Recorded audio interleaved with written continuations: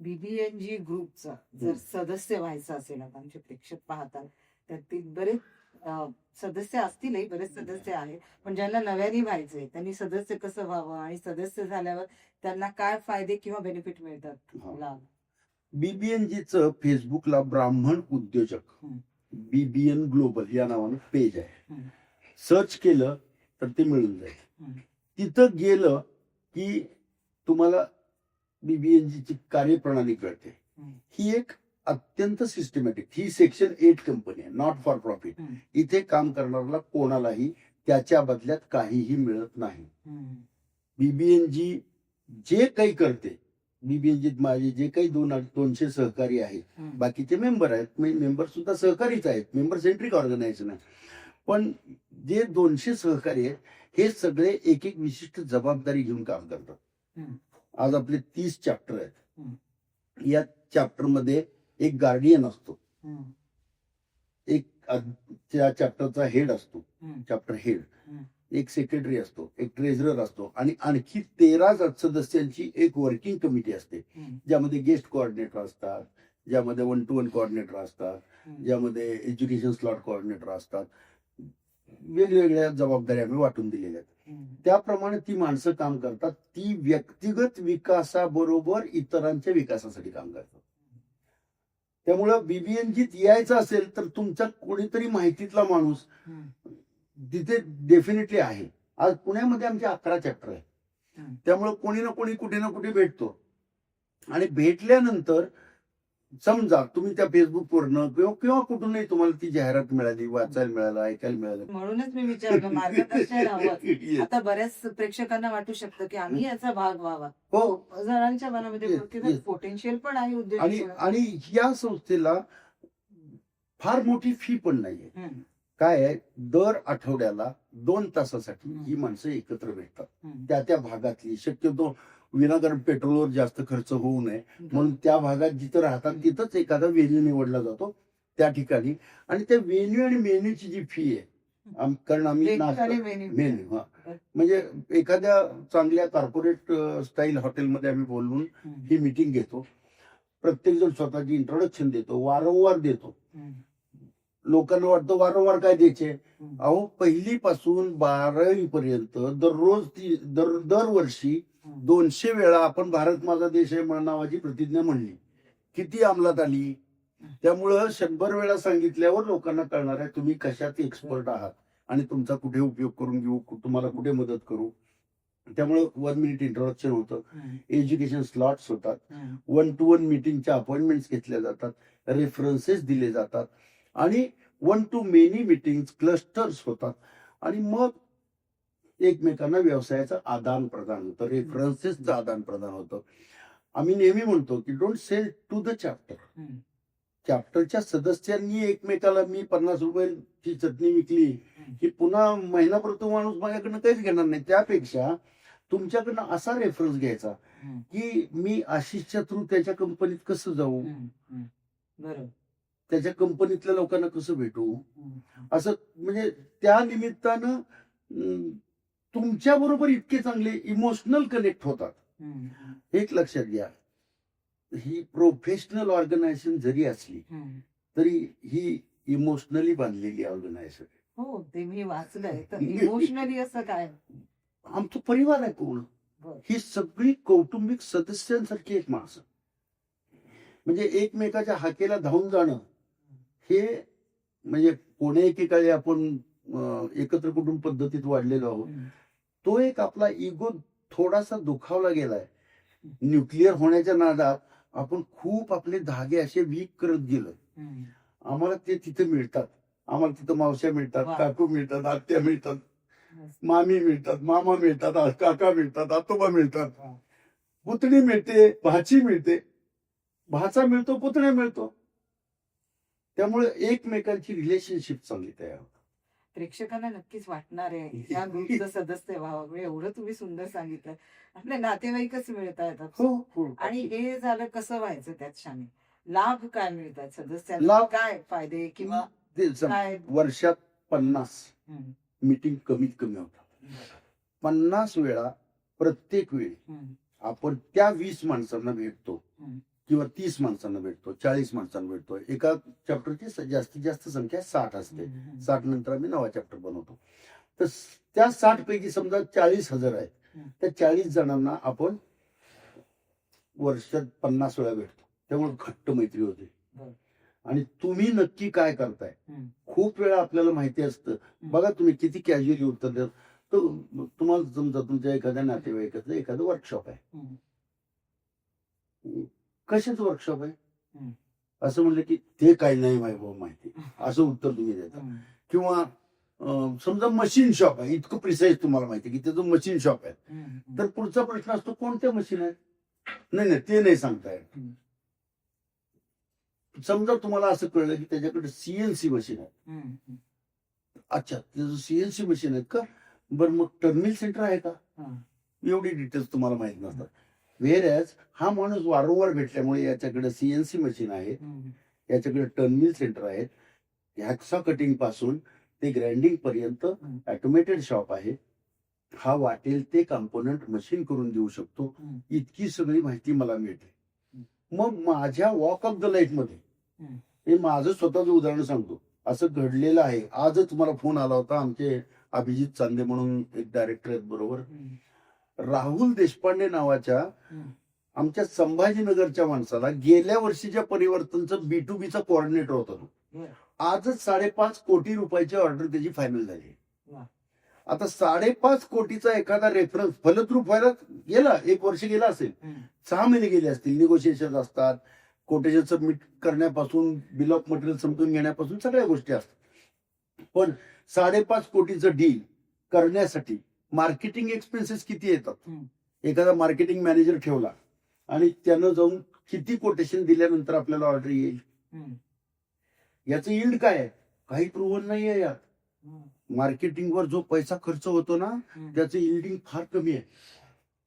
त्यामुळं network is net worth. म्हणजे networking जी आहे तो फायदा.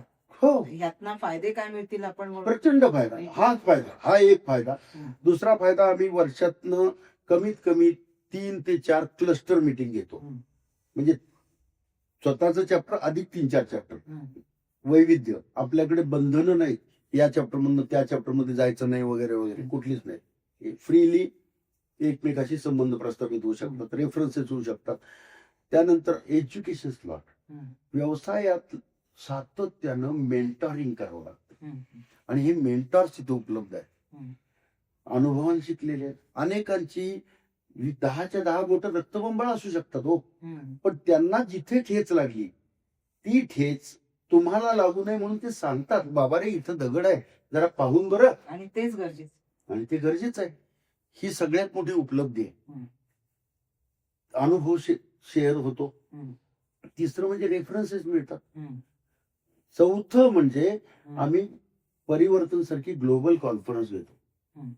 म्हणजे आज न्यूझीलंड, आज अमेरिकेतनं लोक येत आहेत या कॉन्फरन्स, अमेरिकेतनं लोक येत आहेत, दुबईवरनं लोक येत आहेत.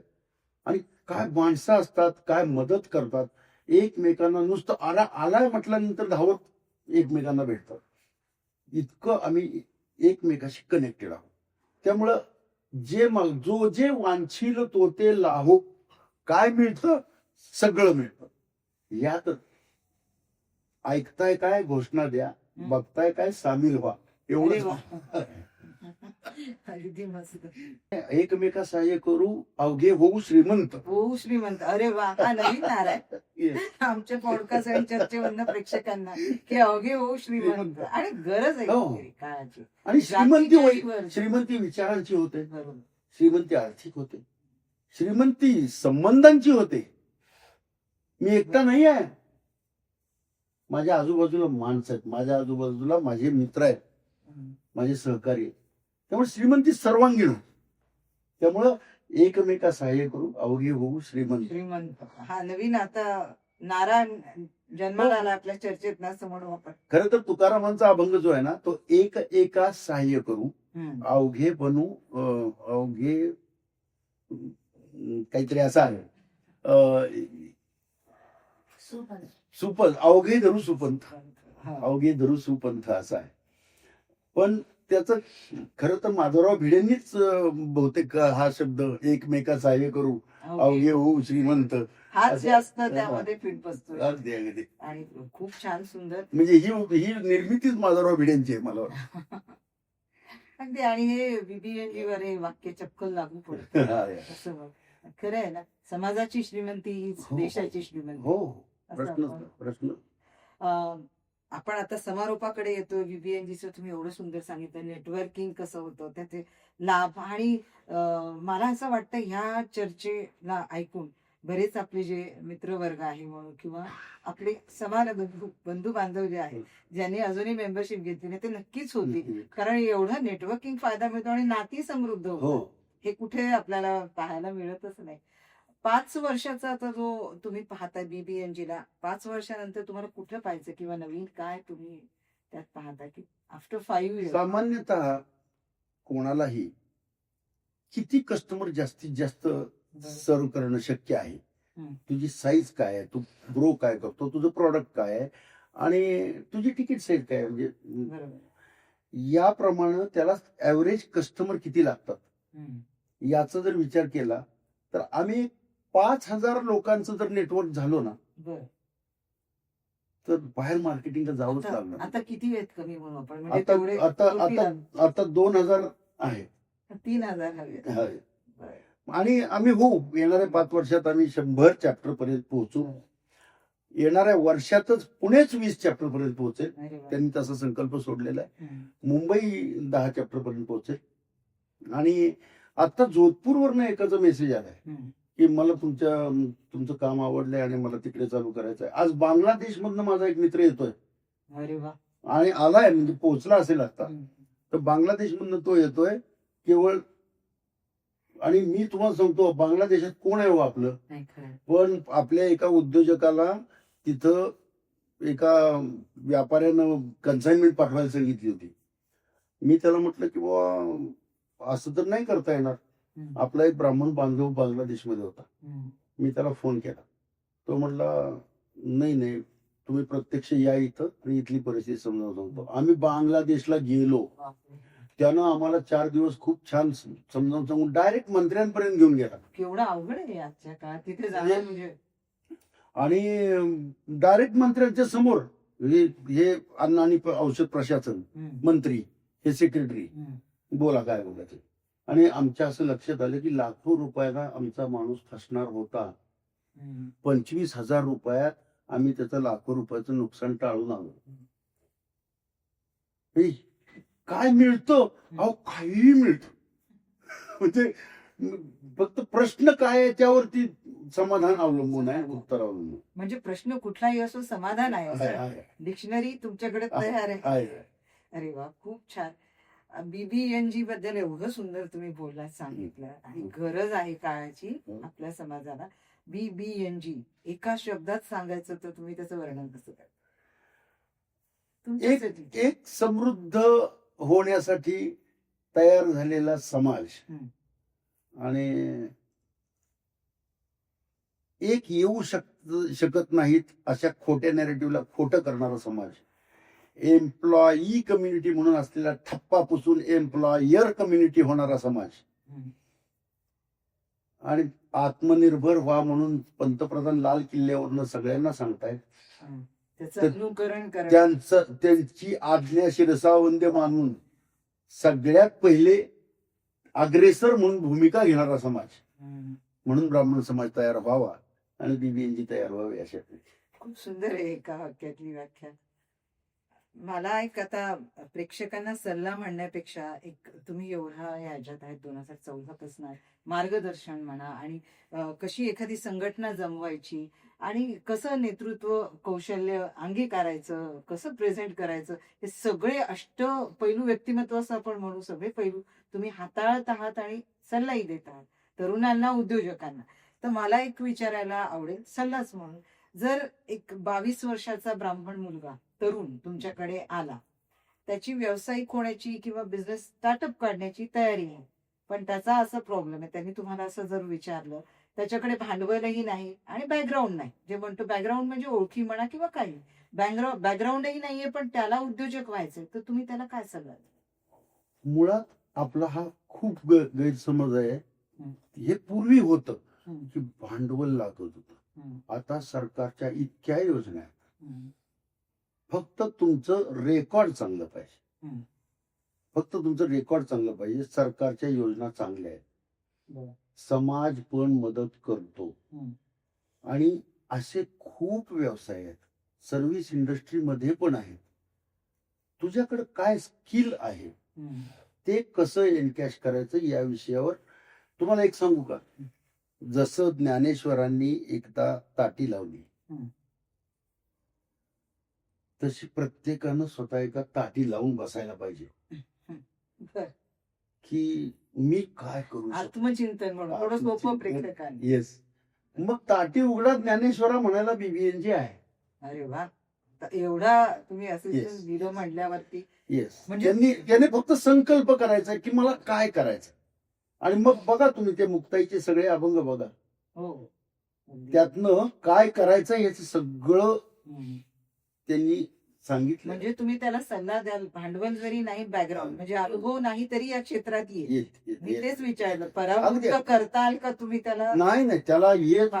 उलट कोऱ्या लक्षात घ्या, मुळात काहीतरी नोकरी केलेली किंवा अनुभव असलेली पाटी म्हणजे काहीतरी गिचमीड असते त्याच्यावर. आणि जे गिचमीड आहे ना त्याच्यावर नवं लिहिणं अवघड जातं. कोऱ्या पाटीवर खूप छान लिहिता येतं. त्यामुळे ज्याची पाटी कोरी आहे ना तो चांगला उद्योजक होतो. असे अनेक अनुभव आहेत. माझा एक मित्र विवेक देशपांडे, आयुष्यात कधी नोकरी केली नाही, आज 500 कोटी टर्नओव्हर आहे त्याचा. निर्मिती म्हणून उद्योग आहे. शक्य आहे. नोकरी करणारे व्यवसायात यशस्वी होतातच, कारण ते नोकरी करत असताना धंदा कसा चालतो हे शिकतात. जे शिकतात ते यशस्वी होतात. जे शिकत नाहीत ते नोकरीच करत राहतात. पण नोकरी न करता सुद्धा, आणि आता एमबीए सारखी शिक्षण आहेत ना. एमबीए हे शिक्षणच मुळात उद्योजक होण्यासाठी आहे. पण लोक एमबीए होऊन नोकरीसाठी अर्ज करतात. कारण दुर्दैवानं आपल्या शिक्षण पद्धतीमध्ये नोकरीसाठी अर्ज कसा करावा हे शिकवलं जातं.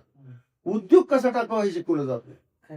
आणि ते शिकवण्यात जातं. थोडंसं सरकारनं पण ठरवलेलं आहे आणि आम्ही करतोच. थोडं पाहिजे शालेय अभ्यासक्रमात. बरोबर.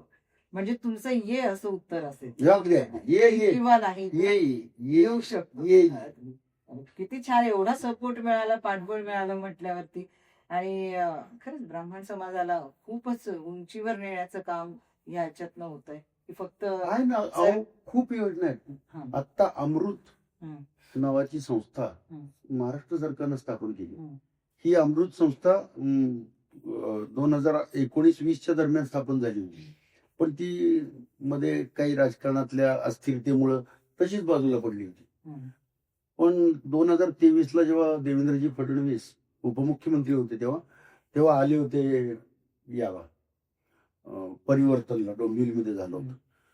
तेव्हा मला कारण ते इकॉनॉमिक काउन्सिलच्या मीटिंग वगैरे सगळ्या बाजूला ठेवून आमच्या आग्रहाला मान देऊन आले होते. मी त्यांना म्हटलं की तुम्हाला किती वेळ आहे? ते म्हणले मला फक्त 40 मिनिटं आहेत. मी त्यांना फ्लाय होऊन यायला 40 मिनिटं, जायला 40 मिनिटं आणि इथे 40 मिनिटं. ठीक आहे, नो प्रॉब्लेम. आम्ही काहीच केलं नाही. पट फक्त जे पुरस्कारार्थी होते त्यांना पुरस्कार दिले आणि 2 मिनिटात फक्त मी अध्यक्षीय मनोगत म्हणून सांगितलं. त्यात म्हटलं की देवेंद्रजी आम्हाला फक्त वेळ द्या.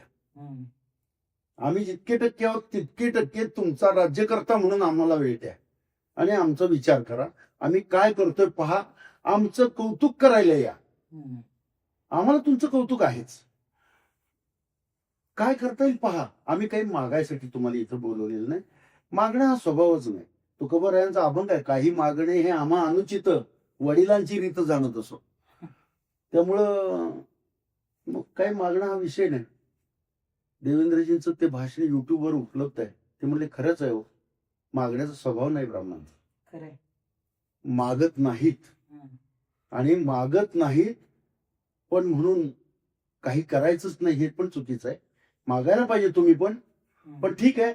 मी अमृत नावाची संस्था पुनरुज्जीवित करतोय आणि त्यातून हे करतोय हे, आणि ही सुरू झाली पुण्यामध्येच त्याचं ऑफिस आहे. विजयराव जोशी नावाचे त्याचे चीफ ऑफिसर आहेत. IAS दर्जाचा माणूस आहे आणि बरेच तहसीलदार लेवलचे, कलेक्टर लेवलचे लोक आहेत. हे स्वतः रत्नागिरीला कलेक्टर होते. विजयराव काम करतायत. आता परशुराम आर्थिक विकास महामंडळ स्थापन झाले. आज कॅप्टन आशिष दामले त्याच्यावर काम करतायत, राज्यमंत्री दर्जा आहे. म्हणजे ब्राह्मण समाजानं उद्योगात पुढे यावं म्हणून सरकार सुद्धा आता सपोर्टिव्ह आहे. या योजनांचा अभ्यास करायचा. हे अमृतचे कन्व्हेनर तयार आहेत तुम्हाला मदत करायला. त्या सगळ्या फ्रेम मध्ये घरी आणून कोणी देणार नाही, तुम्हाला त्यासाठी प्रयत्न करावा लागेल. पण या सगळ्या फ्रेमवर्क मध्ये आपण कसं फिट व्हायचं, यासाठी काय करायचं याचा अभ्यास करा. तसं मार्गदर्शन करणारे आमच्या बीबीएनजी मध्ये, आपल्या बीबीएनजी मध्ये कंपनी सेक्रेटरी आहेत, चार्टर्ड अकाउंटंट्स आहेत, त्यानंतर इंजिनियर्स आहेत, मॅन्युफॅक्चरर आहेत, रिअल इस्टेटचे लोक आहेत. सगळे आमचे तुमच्याच क्षेत्रातली व्योमा देशपांडे, अभय जोगळेकर ही वकील मंडळी पुण्यात काम करतायत. त्यामुळं अनेक लोक आहेत या क्षेत्रात, सॉफ्टवेअरच्या क्षेत्रातले लोक आहेत, मॅन्युफॅक्चर आहेत. संदीप गुहाड सारखा माणूस आहे. खूप खूप म्हणजे असं एकही क्षेत्र नाही की ज्याचा माणूस बीबीएनजीत उपलब्ध नाही. त्यामुळं आणि जर नसेल तर तो येईल. नक्की, अगदी ऐकून तर येतीलच आता. आणि नवीन योजनाही सांगितल्यात, हो. जसे अमृत योजना. हो. बऱ्याच जणांना माहिती नसेल तरी हो, कळालं. आहे, खूप चांगल्या योजना. म्हणजे थोडक्यात असं म्हणू, बीबीएनजी मी असं काम केलंय, तुझे आहेत तुझे पैसे, तरी तू जागा ती जागा तुम्ही योग्य दाखवून देताय. आणि खूपच सुंदर असं काम तुमचं होतंय सर. आणि मनसोक्त गप्पाच्या टीम कडनं तुम्हाला खूप खूप शुभेच्छा देते. कार्य असंच चालत राहो. तुम्ही आज आलात वेळात वेळ काढून आमच्याकडे, यासाठी तुमचे खूप खूप धन्यवाद. आणि प्रेक्षकांनी कसा वाटला हा भाग आपला नक्कीच कमेंट मध्ये सांगावं. आणि लाईक, शेअर आणि सबस्क्राईब करायलाही विसरू नका. धन्यवाद.